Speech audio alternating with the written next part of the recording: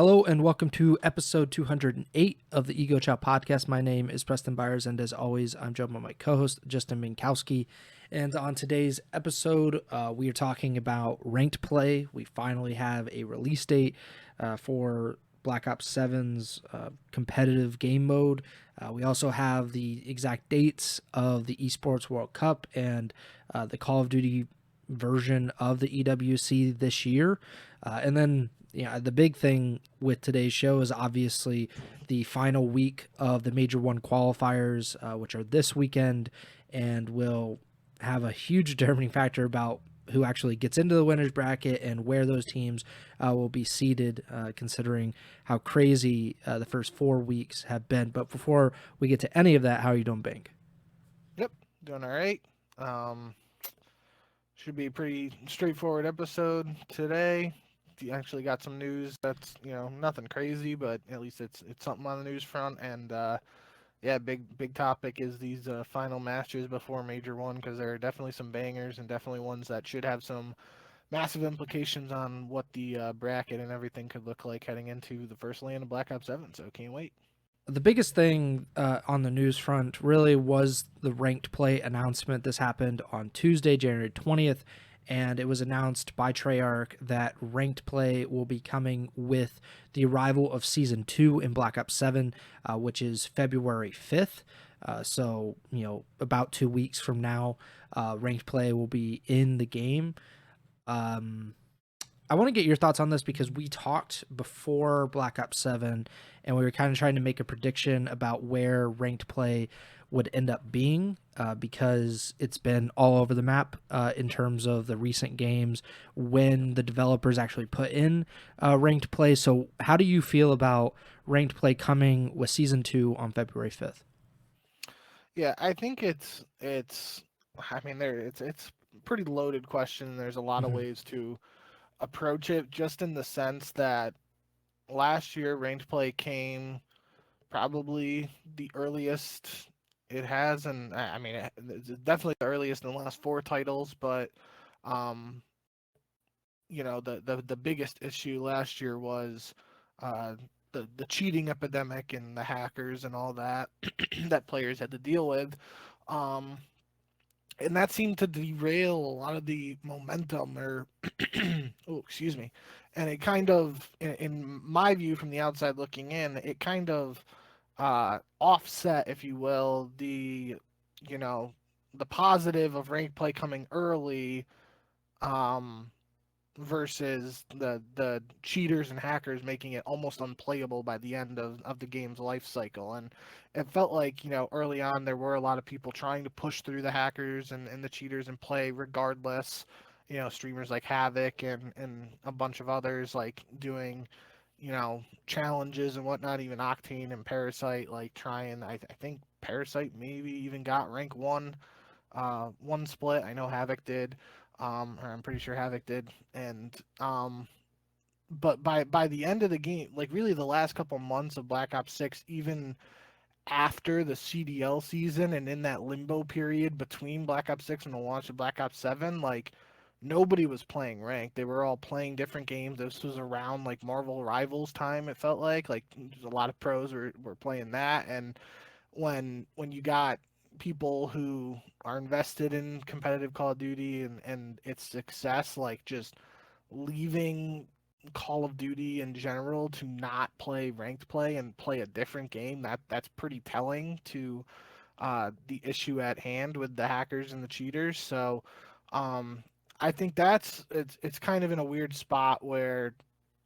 you want rank to be available as early as possible to coincide with the launch of each COD title. At the same time, you don't want it to come early if it's at the detriment of the players, or if there are going to be this plague of hackers and cheaters. So that's the biggest question for me, is how they plan to address that in Black Ops 7, if they have uh, improved countermeasures in Black Ops 7 ranked play, and that's part of the reason why it's taken longer to get it rolling. Then that is a good explanation.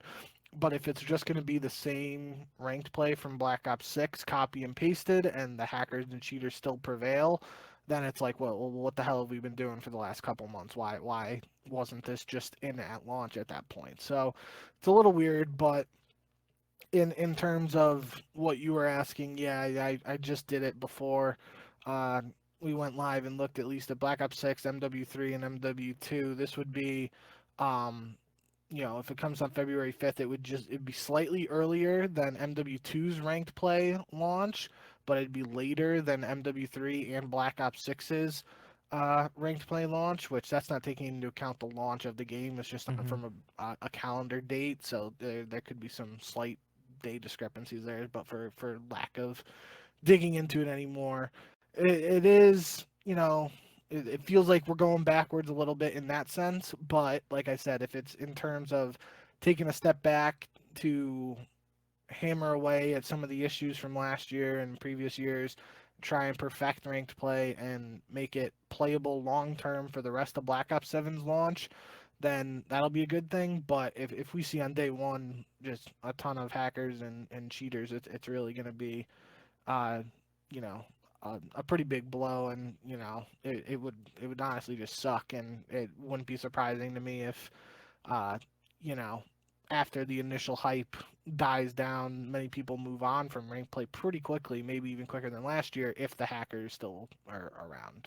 Yeah, the most important thing with any ranked play is the quality of the game. It can't be kind of half baked and have all the hackers, obviously, like Black Ops 6 did. But the second biggest thing is that it comes at a time where people are actually paying attention to the game, and February 5th, no matter what they bring in season 2 of Black Ops 7, is not when people are paying attention to Black Ops 7. It's not when people are paying attention to Call of Duty in general. So ranked play needs to be in the game sometime in the first month, or at the very latest by Christmas, because then you get the Christmas noobs, as people like to say. You get all the people that get the game around the holidays. At this point, though, it's already too late. I'm sure if you look at the player count, you can look at the spike that happens around Christmas, or obviously the spike that happens at launch, it quickly dies down. The spike that happens at Christmas, it quickly dies down. We're already almost a month after Christmas. People are done playing this game unless they're really into it, and that does not bode well for ranked play, which is an even smaller subsection of the total player base, which are mostly playing TDM, if I'm not mistaken. I believe that whatever it is, like 65% of people like pretty much never play anything other than TDM, because it's the very first thing that you click on when you go into the game. So, yeah, I've said this before.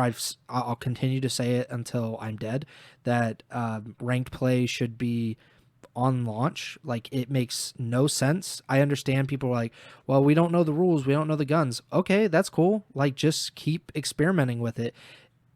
It's basically having people that are paying to be quality test, or whatever they are, quality control testers. You get these people that pay $60-$70 for this game, and then they go into ranked play and they find out which game modes actually work. Maybe we could find a third game mode that is actually better than Overload. If people are just constantly testing these game modes, they can find different guns. Obviously, most of them get GA'd, so it probably wouldn't matter all that much. You might be able to find maps that you otherwise wouldn't think would be viable for competitive, but because you have so many people playing it and testing, essentially, maybe you're able to find better solution, or a more entertaining solution for competitive COD. I understand the hackers bit. I just don't know how much of that actually has to do with when it comes out, and like when rank play comes out, versus like if they wait 2 months, if that actually changes much, or if that's just Black Ops 6 anti-cheat was horrible in comparison to some other titles, which is not great either. And it could, I think, eventually lead to competitive being more of a console only thing, which has been something that's been floated in the past, just because that would not completely eliminate hackers, but certainly limit the number of them in competitive. But that's another topic for another day. I'm frustrated. Obviously, I don't know when we predicted before the season when this would come out. I think we both probably said like it has to be in by like season 1 reloaded, which would have been obviously like the beginning of January, late December or whatever, which would have been kind of an ideal time, but instead it's February 5th. That'll be after Major 1. So a little bit of kind of a dead time for competitive because it'll be on the switchover. Maybe that's good. Maybe that's bad. I'm not entirely sure. But yeah, it's coming in about 2 weeks. That's the one thing I will say is, you know, silver lining here is due to the timing of its release. I mean, it's not going to be great because of the matches kicking off like a week out. I think it's the 13th is the first day of matches, so it'd be like literally 8 days after launch of ranked play. But in theory, we could see some of those maps we've talked about, like Meltdown, Fringe, um, Standoff, even like potentially tested. I don't think, um, based on what I've seen, I don't think Standoff or Meltdown would most likely be used for anything other than Search and Destroy, and then um, Fringe could potentially be in there for multiple modes, but we'll have to wait and see. Now that I'm thinking about it, probably the best time to bring ranked play in for this season or really any season is right as they go on the break for the holidays, because obviously there will be no COD games so this year the break started December 15th. That was the day after week 2 of the CDL, and then they didn't come back until January 9th. If it releases whatever the second week of December, 2 weeks before Christmas, then you at least have all these pro players, whether they're still in Dallas or wherever their team is, or whether they're at home and they're playing ranked play, they're streaming. That gives them something to do, and obviously more people. I mean, I remember being in high school and watching a lot of Twitch streams during the Christmas break because you have so much more time on your hands than like when you're in school, and then you have whatever the 5 to 11 time period. At least with this, if ranked play came out the second or third week of December, more people could enjoy it, more people could watch it on stream. There is some kind of competitive thing going on in those 3 to 4 weeks where you don't have the CDL. That would also be the time to do tournaments. If we're doing like S&D tournaments, Daniel Say, if you're listening, that would be something to do.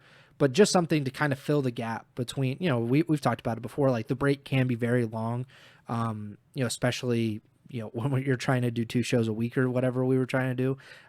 That makes it very difficult to talk about things that are competitive related. But if there's ranked play, if there are streams, there are tournaments, something to fill the gap, I think that would be best for the scene in general and kind of just be different than a lot of other esports, which also go on a break around that time. So it's not like COD is any different, but when the LCS goes on a break, the LCS starts their season in January, right? So yeah, it starts this weekend actually. Yeah, so in December, a lot of it is like solo queue and players streaming and stuff as they're getting ready for the season, which is entertaining, especially with new teams and new players. But I'm just trying to spitball, trying to give ideas for the CDL. But yeah, February 5th, Season 2 of Black Ops 7 and Ranked Play will be coming along with it.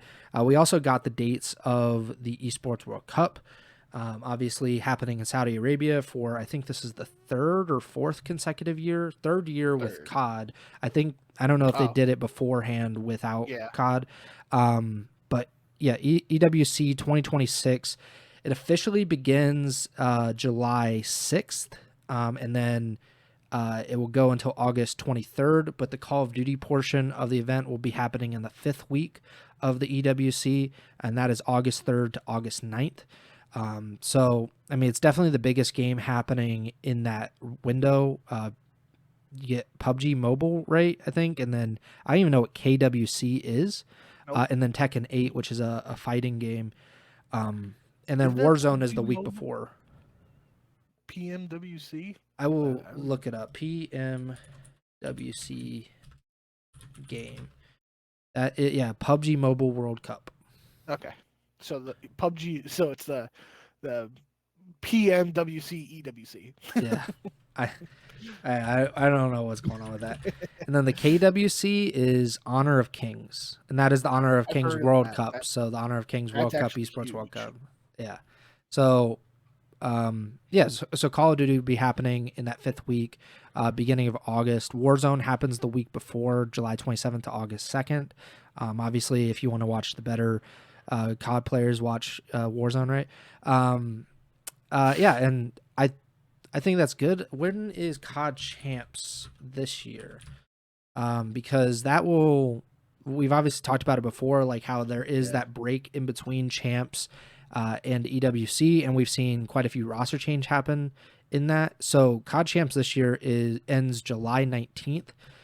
So that's about 2 weeks. So we probably will see some roster changes, I imagine, especially for teams that don't make it to Champs, especially because Major 4, where that'll be the final stop for 4 teams, that will be June 28th.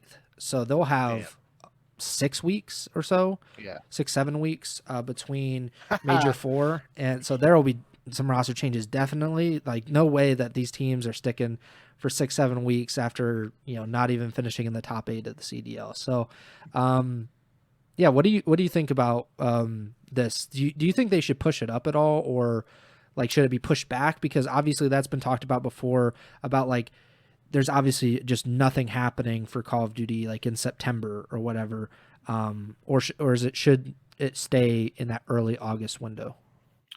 I think for this year, I think last year maybe it was 3 weeks between I think champs and so. EWC. So I'd like to just see. I mean, that's the big way of looking at EWC in my opinion. Is it's really their opportunity to test things, and like last year was the allowing coaches on stage during matches, right? Like Yeah. they've at least shown the willingness to experiment with some things game wise and schedule wise. I think you have that flexibility as well to see what works best. I mean, unless EWC like lengthened how long it goes, like if it's July or August, you can't really do anything about that and be like, oh, we want it in September. So, um, I think for what it is, I think it's fine. It will.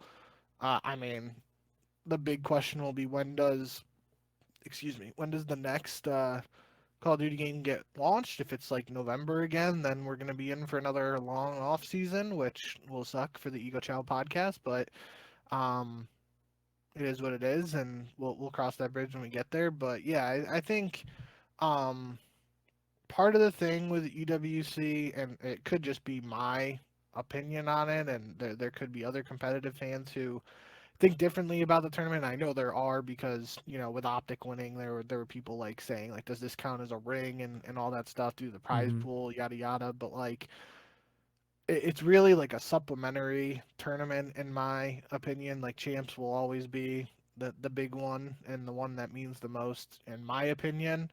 But when the prize pool is there for EWC, it obviously still does mean a lot to the players and their Yeah. their ability to make an income. So, um, I think having it somewhat closer to the end of the CDL season is good for the players.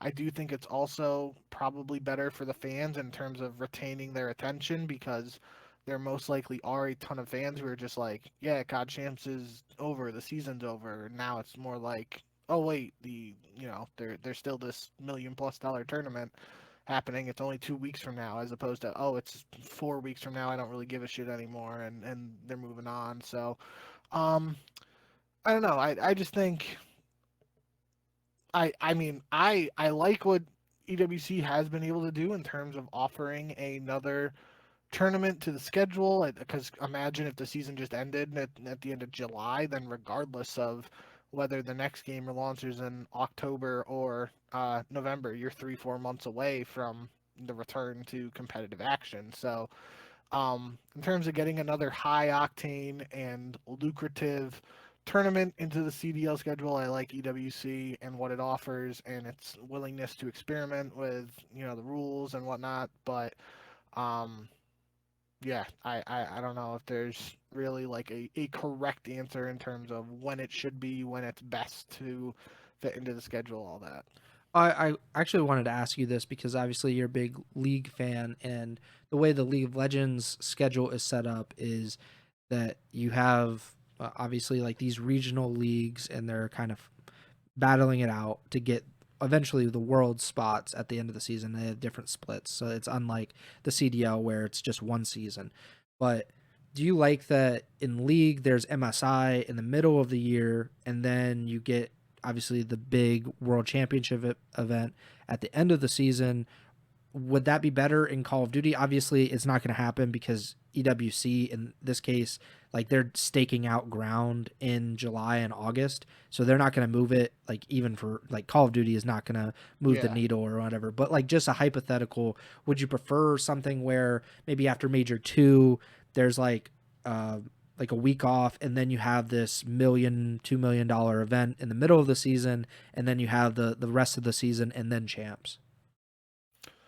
I think champs being the final tournament of the year would be the best case scenario. Like you said, I don't think that's going to be the case anymore though, Mhm. with what the block EWC has, blocked off in the yearly calendar. The biggest difference between League and League actually added a third international tournament at the begin. They're doing three splits per region as of last year. So like it's split one is what's about to start in January. Then I forget what it's either like first stand or last stand or something like that is the first international tournament. Then it goes split two, MSI, split three, Worlds. So they added an international tournament, but that's the big indicator there is like you're playing these regional matches to get the chance to play internationally, and in League, China and Korea dominate international play. So for the other regions, it's a chance to play against the best teams and the best players in the world. Um, Before potentially going to the World Championship. And COD, the best players in the world are playing in the CDL. They don't have that regional thing. Mhm. The one thing I will say, and it's been a community topic for many years now. At this point, people, I remember Crone like years ago posting like a uh, um I can't think of the word I'm trying to think of, but like just a post trying to draw conversation on the topic is like a COD World Cup where the teams are, U.S., Yeah. Canada, and more of a soccer-esque World Cup based on countries and nationalities and that sort of thing. I think that would be something they could do in the middle of the season, and that would be really cool.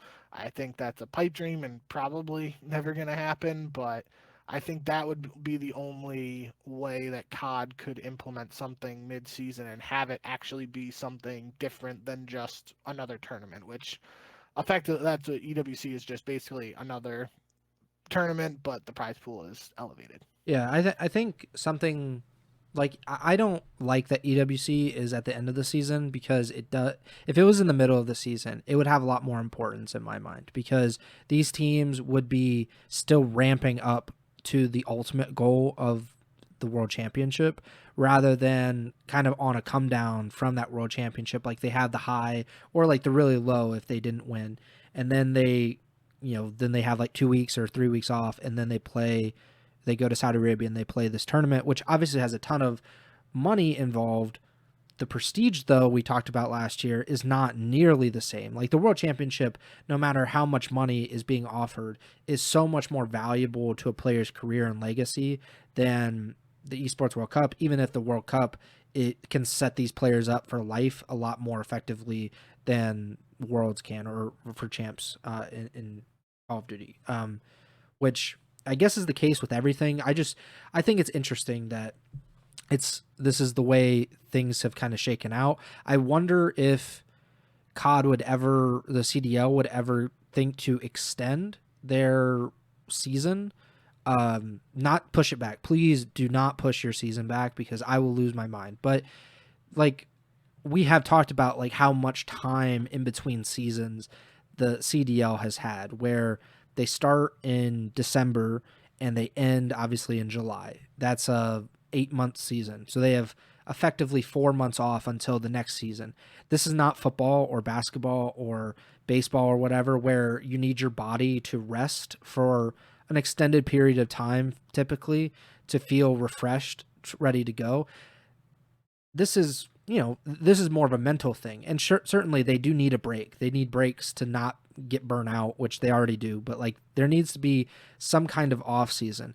I think 4 months is kind of pushing it though. Like that's pretty incredible to think about, especially when the NBA, for example, has a 4 month off season and they play 82 games and are traveling a lot. And, I just think that's kind of excessive for Call of Duty.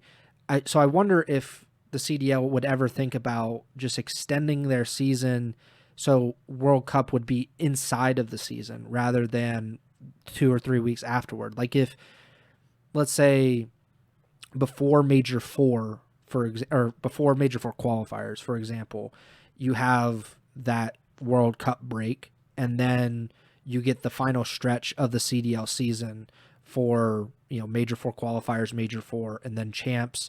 Let's say in September or October, whatever. I really don't care when it is. I wonder if that would ever happen, or if it's just we're kind of set up right now for December to July or December to June in some cases for the CDL. I don't know if that'll ever happen. I think it's interesting to think about. It's just I don't know when the CDL would ever think to change radically with their schedule, even though I don't think their schedule is very effective, and I think just the nature of it kind of dims down some of the excitement a lot of times. And we've talked about that before, like where there are just like really random like 2 week breaks, and it's like why is there a 2 week break here? Like this doesn't even make a lot of sense. But yeah, EWC August 3rd to 9th. Any last thoughts before we move on? Just I didn't look. I should have looked what the actual like how long EWC ran for COD last year. I think it was maybe 4 or 5 days max. But I don't think the actual dates for COD have been announced, like Yeah, specifically what day to it's what true. day this is. That's just the August 3rd to 9th is the range that Call of Duty will be, probably 3 or 4 or 5 days within that 6 7 day span. Damn it, I did a 6 7 again. Yeah. So and obviously that'll be in Saudi Arabia, and the times will be very Yep. weird for the American audiences. So, um, I don't. I typically do not watch a ton of EWC.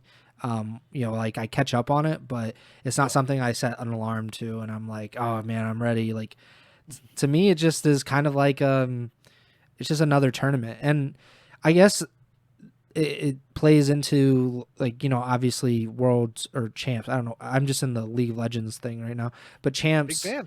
yeah, certainly. Champs used to be in March, as we all know, and then we'd have like the rest of the 4 or 5 months after that. And I think the last year that champs was in March, MLG did their MLG World Championship or Global Championship. Do you remember that? Like I think that was Black Ops 3, and I want to say Envy won that. Like the John Apathy Slasher JCap Envy. They did like what was it? MLG World Championship I do 20. not remember. The only thing I remember is like they called it World's Finals for the end Yeah, of AW. I think it was that. And that Optic won that was against the Denial team that was like Hook and Temp and Slasher and Classic or Replays, something like that. Yeah, so that was kind of like in a way that was what EWC, even that felt a lot more prestigious because like that was building up to something, whereas EWC is just kind of like, all right, like here you go, like you have these four challengers teams that to CDL audiences they've never seen them before.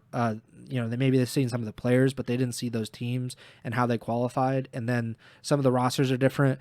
Part of that is also they changed the team names for EWC, which really annoys me. Like I prefer those team names in the Yeah, yeah, yeah. EWC, but then they flip back and I get really annoyed about it. But yeah, I think of stuff like that where we used to have champs in the middle of the year, and then we'd have something at the end of the year typically to kind of be like, here's your send off for whatever this game is. They did at the end of Black Ops 4. They did. It was in Miami, I think. Um, I forget what it was called though, but it was like we had the last major, and then it was basically like the finals, like CWL finals, and then champs. And I only remember it because there was an all-star game Yeah. either between or at the finals or between the worlds and finals. I can't really remember, but there was something in that. I think that was the last time we had something that was like, different than just a quote unquote major before champs. Yeah, I mean that's I think it'd be interesting if we brought back playoffs and then made the World Championship a bigger event again. Like if we had what the World Championship is now, right? Where I think you should just put all 12 teams in it, and because who cares at this point? And then you have the World Championship where you open it up to 24 or 32 teams again, and then you really get cooking. And I think that also gives all these other players something to strive for at the end of the season where, they, whether you're in Finland or Australia or Venezuela or whatever, like you do have something to kind of look forward to. I think the big thing there is the different. I feel like for the CDL, Activision, Microsoft, etc., like the higher ups at the CDL, since the implementation of the Call of Duty League, they have looked at champs as the quote unquote playoffs, and we and other fans don't. We just think of champs as champs. But probably the best middle ground is we get Bush and Omit and some challengers teams in through expansion, 16 team CDL. Playoffs is 16 teams, and that breaks down to either 8 or 12 teams for champs. I think that's probably a pretty good middle ground, but Omit, War, Bush. I was going to say Stallions, but they wouldn't let that because, phase. Yeah, probably. I mean, they might let Stallions be the name of it, but like Zuma would have to leave phase, I'd assume, or I don't know how that would work. Who's the top challengers team right now? 5 Years is decent, I think. I know that name. Next threat, Sensors owning a. There you go. Sensors like on the team Martins. To get back into the winning CDL. Champs. All right, I think we should move on.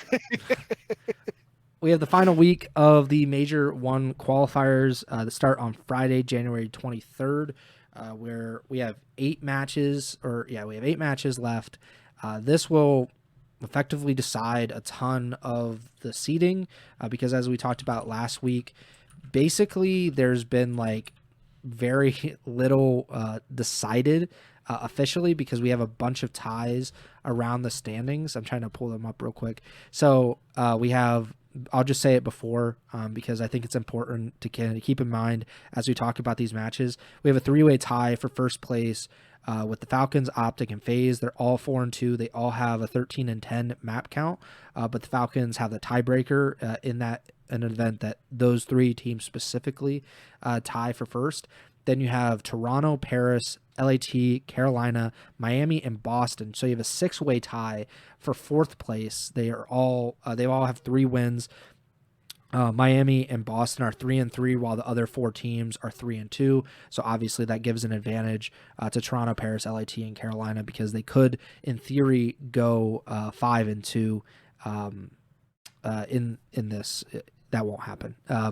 But then, obviously Miami and Boston, that is essentially a tie for 8th place, which will be the final spot in the winner's bracket. And then you have G2 Minnesota at 2-4. They're in 10th place. And then C9 and Vancouver are tied for 11th at 1-5. Vancouver effectively dead last because they lost the tiebreaker to C9 in that. So that just keep in mind as we talk about these matches. Some of them are very, very important to the seeding. Some of them not as much. The first one is really, really important, and I did not expect to say that at the beginning of even the break when we came back from the break. Certainly not the beginning of the season, but certainly not even 2 or 3 weeks ago. But Optic versus Carolina start off the week. Optic is on a losing streak, and they're the 2-time defending world champions. Carolina is on a winning streak and could be argued as one of the top 3 or 4 best teams, certainly over the last few weeks. Exceed has looked really great since he's come back into the CDL.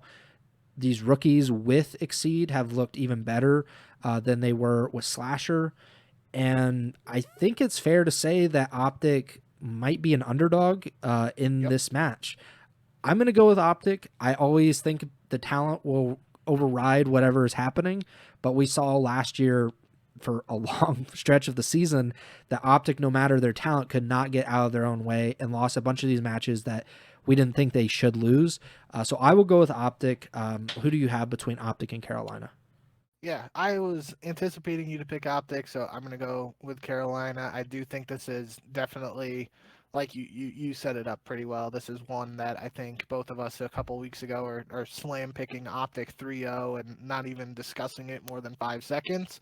But Carolina, through the exceed move, have forced our hand, and we are definitely talking about this match more than we would have. And I'm really excited in general to see Carolina in their 2 matches this week, because I think although they have been 3-0 since the exceed move, these 2 matches this week should be very good tests to really gauge where this Carolina team is right now and what we can kind of expect from them at Major 1 and beyond. So I'll take Carolina here. Hot hand versus team that just came off a loss, and I do think there's a very realistic opportunity for Optic to kind of have taken that 3 Thieves loss as a wake up call and be like, yeah, we're hitting the lab, gotta get back on the grind, and sort of like a slap in the face in terms of like, all right, wake up, time to get back in action and start being Optic again. So wouldn't be surprised if Optic come out and take the win here, but I'll go with the hot hand for now and take Carolina. I did just want to throw in too, because I thought of it while you were doing the standings. I saw Brian Saint tweeted a couple days ago that he was looking at the standings and matchups, and there's a legitimate reality going into last week of CDL matches where 9 teams can be tied for first place with a 4-3 series record at the end of the split. I think I haven't looked at the matches, so I'm in terms of like what would have to happen for that to be a reality. But if he did, I'm taking his word for it, and I kind of want that to happen because that would just be absolute utter chaos. I think we have talked multiple times in this episode that we do previewing the final week of matches before a major, and then we go into the next episode and we're like, yeah, this happened and we weren't expecting it, and it led to like this kind of 3 or 4-way tie, never been close to a 9-way tie. And that would be that would mean if it was actually a 9-way tie at 4-3, then 1 4-3 team would start in the losers bracket. And I know for a fact, I don't even have to look it up, I don't think that's ever happened where a team with a positive record didn't start in winners bracket in this system where it's the top 8 in winners and 4 auto losers. I'm pretty confident in that. I want it for the chaos, but I don't want to have to try to explain why certain teams got the tiebreaker over, like, because it's 9 ways. It's like, all right, who has the best record of these, like, against these 8 teams? And it's like, who cares at that point? Like, just do like, I don't know, just put everybody in the winners bracket at that point and then just let them roam free, I guess. But we'll see what happens. I mean, I don't think it's likely, but I think it's pretty likely that we will have a ton of teams that are tied either for first or fourth or seventh or whatever. And I think there will be some pretty annoyed fans and players by the end of this week. But then we have on Friday, the only other match that day is Toronto versus Paris, which is just an incredibly fascinating match. Obviously both of these teams are 3-2. They're one of, they have the exact same map count through 5 matches. They have, neither one of them have looked good recently. We had Toronto last week lose to Carolina. Paris lost last week to Riyadh Falcons. The previous week we had Toronto beat LAT, and then Paris beat C9, but they beat them in game 5 and had to reverse sweep them. So a lot, I guess there's some good, there's some bad. I really don't know what to expect of this match. I'm going to pick Paris. The same kind of logic I'm following as Optic versus Carolina is Toronto has probably played better recently than Paris has, but Paris in just general terms, I think is the better team, and I certainly rank them higher than Toronto going into the last few weeks. I haven't updated that thinking yet, but this match could be something to consider. Who do you have, Toronto versus Paris?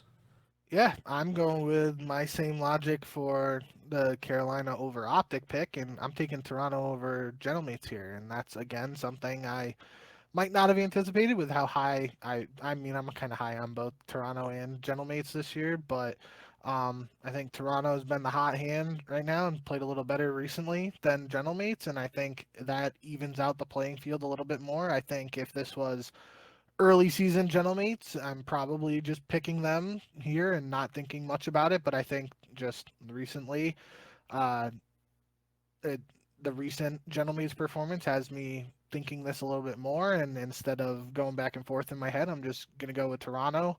Going to need a big showing out of Joe Deceives. And I think either way, this should be a very, very interesting series. And I'm excited to watch this one. Saturday, January 24th. I think every match on this day, it seems like there's a clear favorite, but there's a lot of reasons to believe that that favorite Yeah. is vulnerable in these matches. The first of which is Toronto versus G2. Obviously, we just talked about Koi. G2 Minnesota, they just pulled off a massive upset last week against FaZe Vegas. Before that, though, they had lost like 3 straight matches. They've had a ton of Game 5 losses. They're 10th in the CDL, whereas Toronto is tied for 4th. So I'm going to go with Toronto. Obviously, a much more talented team. Definitely had more success over the first 4 weeks of the CDL season. But we just saw Toronto underperform last week, Minnesota overperform, and we had our discussion on the last episode about how Minnesota's lost a lot of their matches basically like on a coin flip. They're losing a ton of Game 5s. It might not be indicative that they're not, it might be indicative that they're not a great team, but they could still be like a pretty solid team, even with those losses. And Toronto just got beat by Carolina. And I'm not sure what that really means because we're still kind of sussing out how good Carolina is in the grand scheme of things. But I will go with Toronto here. I would assume that you're going to go with Koi as well. Yeah, I gotta go with if I'm picking Toronto over Gentlemates, I gotta go with Toronto over G2. But I like you said, I am interested to see how G2 play following up on their big win over FaZe. It's gonna be I don't want to say it's gonna be super telling, but I think um, if G2 come out flat here, it might have just been more of a case where um, they were they had one of those better days against FaZe that we were talking about, or if G2 come out strong here against Toronto, then I think it's more of a case that G2 is looking more in line uh, with the like preseason form and what people were expecting after some of those preseason tournaments from that team. So um, big match in terms of what the what we can expect from G2 going forward. I think it's almost inevitable that they're in the losers bracket to start Major 1, so this is an opportunity for them to um, play another top team, showcase what they can do, and potentially set the stage for a losers bracket run. Next up, Riyadh Falcons versus C9. Certainly going to pick Falcons here. Falcons have won 4 straight. They started 0-2. They lost 3-0 to Optic and 3-1 to LAT in the first week of the season. And then they beat Carolina 3-0, Boston 3-1. And then after the break, they beat Minnesota 3-2 and Paris in a pretty massive upset 3-1. We talked about that on the last episode, how Paris absolutely dominated the opening hard point and were looking to be cruising toward an S&D win, and then things flipped in the middle of that S&D map. Riyadh goes on a run. They end up winning the rest of the series, and now they're atop the CDL. If they win this match, they should get the #1 seed at Major 1, which is just an incredible turn of events for this team that I don't even know when they won their first match last season. For them to be, but I think it depends on some of the tiebreakers, but they are certainly in a driver's seat to get the #1 seed here. Who do you have between C9 and the Falcons? Yeah, got to go with Falcons, but I do think this is more of an interesting, like, this feels like a sneaky match that some people might overlook in terms of what it has to offer. But I think that for me, I broke it down this way multiple times now in regards to Falcons in terms of With some of the players on this team, you would probably expect them to be a little bit better in hard point than search and destroy, but they do have the search and destroy players, like Kiz and Celium. Um, and so far this year, it feels like they've been a little better in search than respawn. And Cloud9, I think that the big thing with Cloud9 has been Beans with the sniper, and S&D has been such a catalyst for them, that the S&D could be a sneaky deciding factor in this matchup. If they split the hard points, then obviously the overload would be important as well. But yeah, I think another factor too is if Blackheart Hardpoint gets in here, that seems to be something that Falcons might be able to um, take advantage of, just because I feel like with Kismet and Pred, they have a little bit more SMG aggressive on a small map. Even if Kiz is more of a flex now, like on a map like Blackheart, they probably are running multiple or possibly three SMGs as opposed to a 2-2 more traditional split. And I just feel like I like that SMG matchup versus when you look at Cloud9's roster, it's really just Afro, and then Mac, Vivid, and Beans are all more or less recently been using the AR, even though Vivid was known as that super cracked SMG many couple years ago. Um, so that's something I'll be looking to see if that map even gets in. It's possible maybe Cloud9 just vetoes it after seeing Falcons win that against Gentlemates last time. But yeah, I do think this could be a little bit more of an interesting match than people are expecting. But I still do think Falcons should take it in the end. Yeah, like you mentioned on the last episode, C9, they have 5 losses.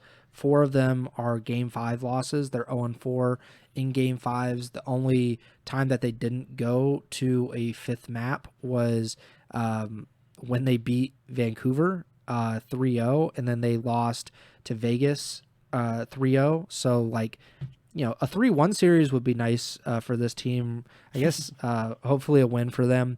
But I think of this series in a similar way, and obviously not the same because of really FaZe's dominance over the last few weeks before their match last week. But Minnesota versus FaZe, Minnesota had a bunch of game 5 losses and were definitely underrated going into that match. FaZe was, I not say overrated, but I think properly rated as one of the best, if not the best team in the league going into that match because they had such a great record. I think it's something similar here with the Falcons where they've won 4. I think people are very high on them, or at least a lot higher than they were to start the season. Whereas C9, people are super low and pessimistic about this team, 1-5, but they have I think 11-15 map count on the season, which isn't great by any means, but you definitely wouldn't think that team has lost 5 of their 6 matches, So it could be a pretty competitive match, like you said, between Falcons and C9. And then the final match on Saturday is LAT versus Boston. A classic, really, because Boston has pulled off the upset against LAT a few times, and LAT has been very up and down throughout the Major 1 qualifiers. They started off well enough. They beat FaZe Vegas 3-0. They beat the Riyadh Falcons 3-1, and then they got dominated by Paris Gentlemates and Toronto Koi is the second one after the break. So that 3 or 4 week break didn't really do much for them. But then they beat Optic last week 3-1 and are in this position where they could still finish the Major 1 qualifiers 5-2. And if you said that with the schedule that they had, I think people would be like, yeah, that makes sense. Sounds like a pretty good, maybe not great, but a pretty good stretch of matches for LAT. I will go with LAT, of course, because they're just much, much more talented than Boston is. But Boston has beat them plenty of times before where they were much less talented. And I could definitely see that happening again this weekend. Yeah, gotta go with LAT here, I think, especially after big win for them against Optic. The big things I will be looking at, I think the number one thing that most people will have their eyes on for LAT is what we see from Kenny was last week, just like he's fired up to play against Optic, sort of deal, and how does he do playing against a team that he might not have that same potential level of passion or, extra fuel, however you want to phrase it. But the other thing I'm going to look at in particular for this matchup that might fly under the radar is Abizi and his use of the AR, because that's something I noticed last week.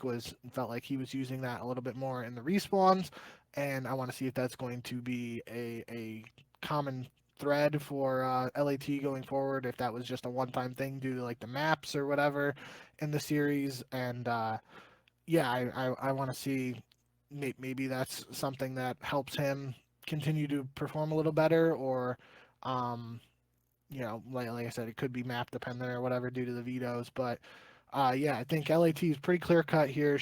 It would be a really big, mind game if LAT beat Optic and then lose to Boston. I don't know what I'd say. Yeah, and Boston pretty much needs to win this match to have a shot at the winners bracket, because like we mentioned, they're 3-3, tied with Miami for 8th place, and Miami beat Boston. So I believe so, right?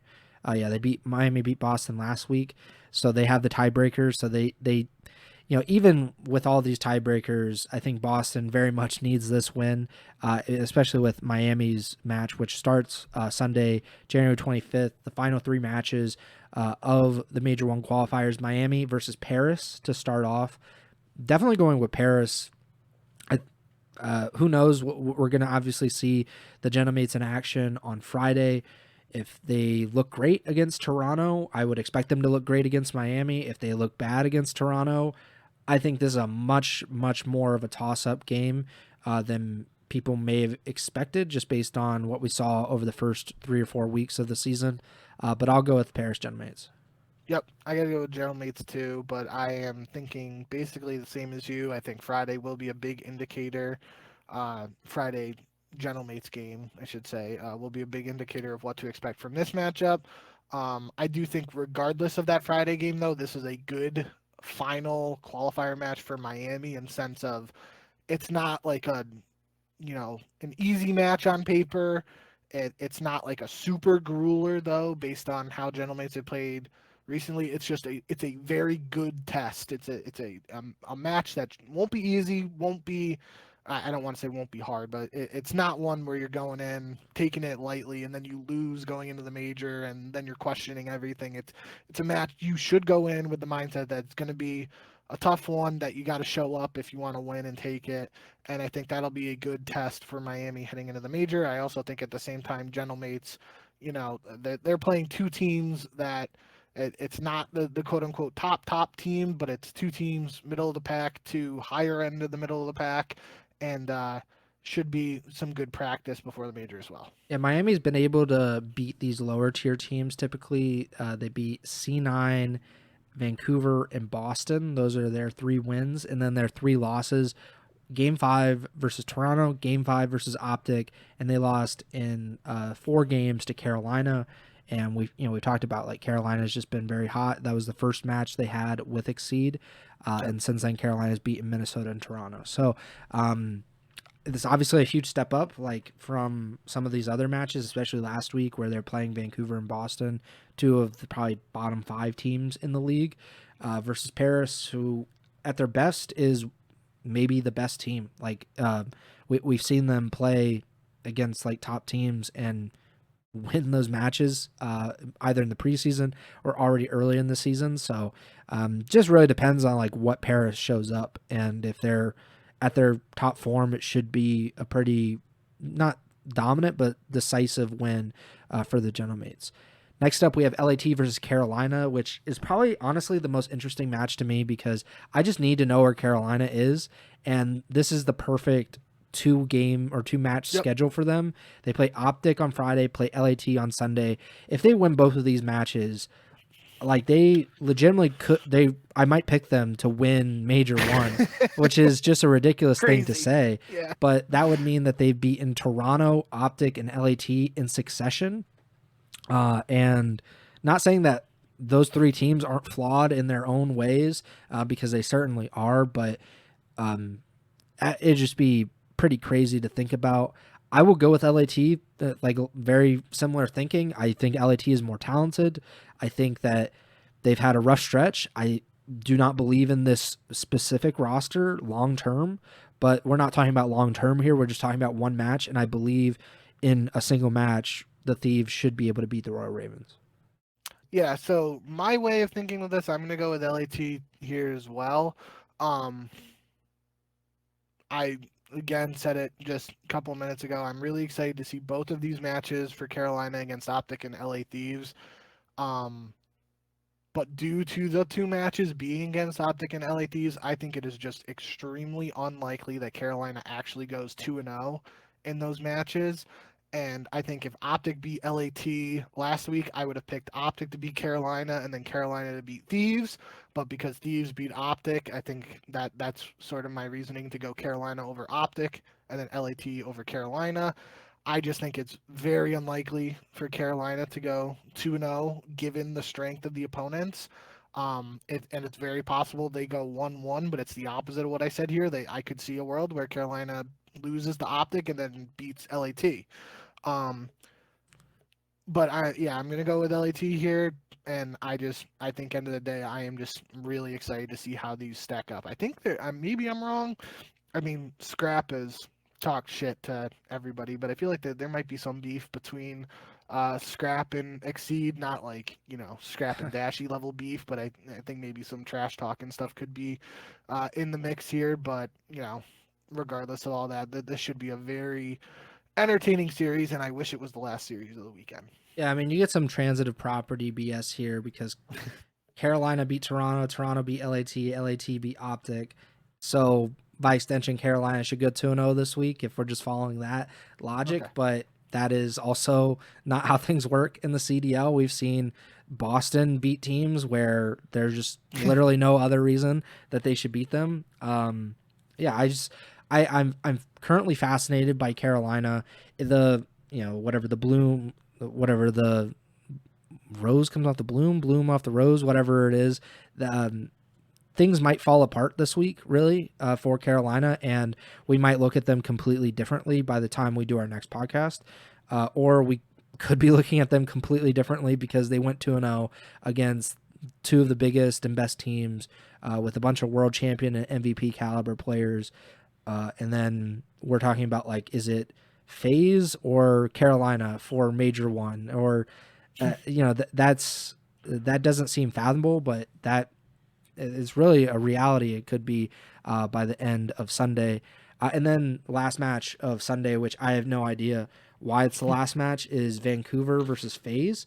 The only reason I can possibly think about is that Carolina is an East Coast team, technically, and like maybe they want them earlier in the day. That's obviously why they put Paris early in the day typically, and as well as Miami, because they have European fans. So earlier in the day works better for the European crowd.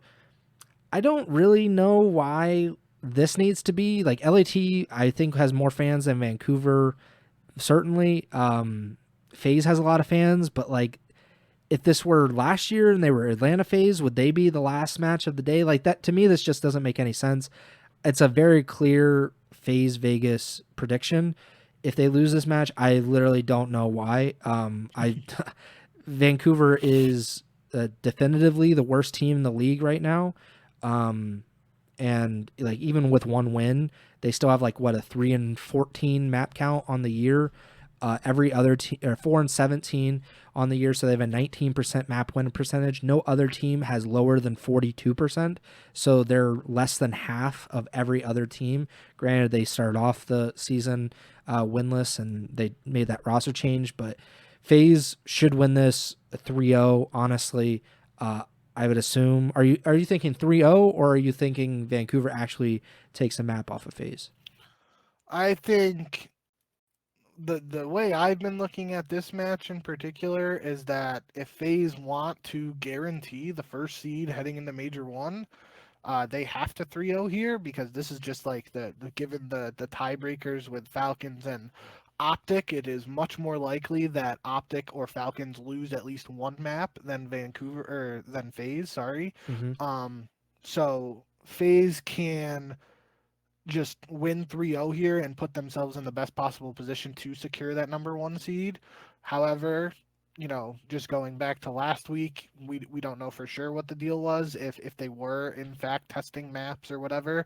But if that was the case, I could see a world where they try to test some stuff here in a matchup against Vancouver, and that would be an avenue for Vancouver to potentially steal a map, and as a result, potentially take that first seed away from FaZe, depending on how the other matches go. So I think this is a match where FaZe 100% win, which is scary to say because you say that, then something crazy happens and who knows. But FaZe should win this. It is just a question of whether they actually win 3-0 and take care of business on a seeding front, or if they let Vancouver steal a map and then it costs them a seed and potentially gives them a tougher first round matchup at the major. I was just looking at the standings more closely, and the number 1 seed is super valuable, it seems, in this particular major, because the most likely number 8 seeds are either Miami, Boston, or G2. Obviously, G2 has like a really outside shot at it. So it's most likely Miami or Boston. And those are two of the more, they're the 2 most vulnerable teams out of the top 9. Whereas like the top 7 is Carolina, LAT, Toronto, Paris, Falcons, Optic, and FaZe. I would not want to be the team that has to play, say, Carolina, and it's a 2 versus 7. Or maybe even LAT 2 versus 7. Like, that doesn't seem to be like what I would want out of my first round matchup.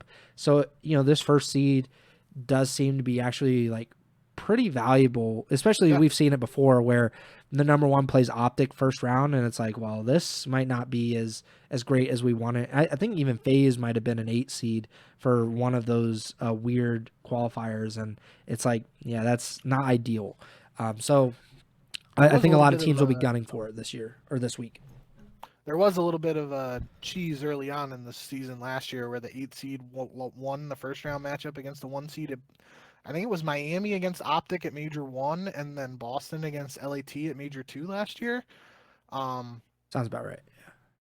Pretty sure it happened at least twice last year. So maybe the 1 seed is a curse, and maybe FaZe is looking at that and like, yeah, let's throw some darts at the map pool here and maybe let Vancouver's take one so we don't get that 1 seed, but I don't think that's the case. Yeah, and FaZe also has when they go into a major like poorly, that major typically does not go super well for them. So I think they really should be aiming for just complete dominance and as much momentum as they can get heading into Major 1, which is set to begin on January 29th.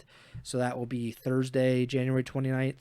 And that goes throughout the weekend. That's in like the Dallas-Fort Worth area, and it's hosted by Optic.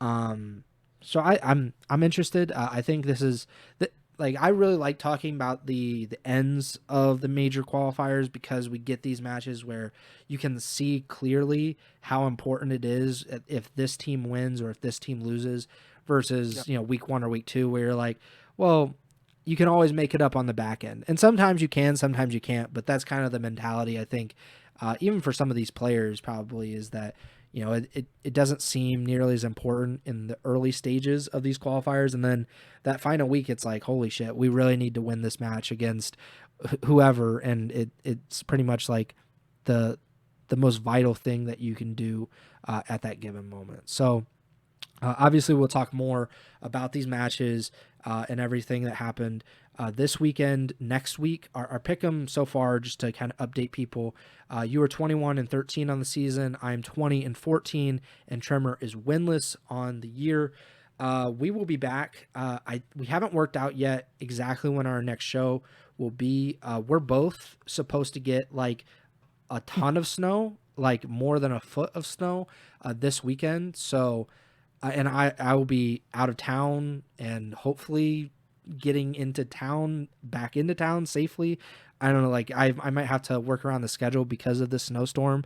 And then obviously we have our Major 1 preview show sometime next week. We might combine the recap of the final week of the qualifiers and the Major 1 preview into just one show. We might do back-to-back days. hopefully the plan is to at least do the preview show on Tuesday, to do the live version of the preview show on Tuesday. So the podcast will be up on Wednesday morning.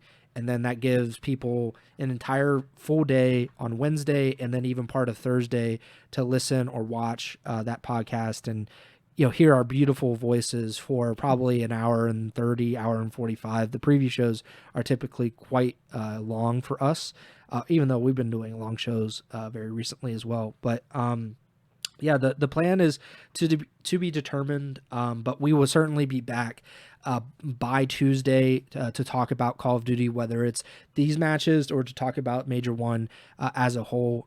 Please tune in then. I love the preview shows. Bink loves the preview shows. Those are really fun. They're a lot more freeform because we don't have matches typically to talk about. Like, we talk about the winner's bracket, and then we're like, maybe if we pick chalk, and then we'll talk about the loser's bracket, but then everything else is kind of just like freewheeling and dealing. So please tune in. It'll definitely be either Monday or Tuesday when we do that, and you can tune in on YouTube or Twitch. You can go to our YouTube channel. Please subscribe. We're at 276 subscribers on that YouTube channel. You can also follow us on Twitch, twitch.tv/Ego Chall Podcast. Like I mentioned, I think on the last two shows, we're trying to get to affiliate status. So we're pretty close to that. So hopefully in the next few weeks, you could even subscribe to the Twitch channel. But please follow and tune in if you would like during the live streams. Please subscribe, follow the podcast feed wherever you're listening and watching on: Apple Podcasts, Spotify, Amazon Music, and like I mentioned, YouTube. Give us a 5-star rating on Apple Podcasts as well as Spotify. You can follow us both on Twitter at jbink with 2Ks, at Preston Byers, the podcasters at Ego Chall Podcast. And you can also check out Bink on Twitch, twitch.tv/jbink with 2Ks. Please follow and or subscribe, preferably both, on Twitch to him. And then, like I said, next show, we'll be back on Monday or Tuesday to talk about a ton of Call of Duty and, at least break down some matches in some shape or form. I think I've rambled enough. That about does it for me. Bink, take it away. Yep. Good job, Preston, and thank you as always for everybody tuning in. Really do appreciate it. Been a little bit of a up and down season just because of the holiday break and whatever, but I feel like we're in the swing of things now. That first LAN is just right around the corner, literally 7 days away, 8 days away technically now. So I'm really amped up for it, and like Preston said, the schedule, or whether there will be 1 or 2 episodes before Major 2 or Major 1 now, that's up in the air. But what's not up in the air, we will be live at some point, and we will be doing a preview and recapping these final matches. Just a question of whether we'll split it up, combine it, how we'll do it, when we'll do it, all that stuff. But it'll be here before Major 1, and then after that we'll break it all down and everything like usual. So I'm looking forward to it. Hope you guys are too. And yeah, appreciate all the support. We'll see you guys in the next one. And remember to send the chow.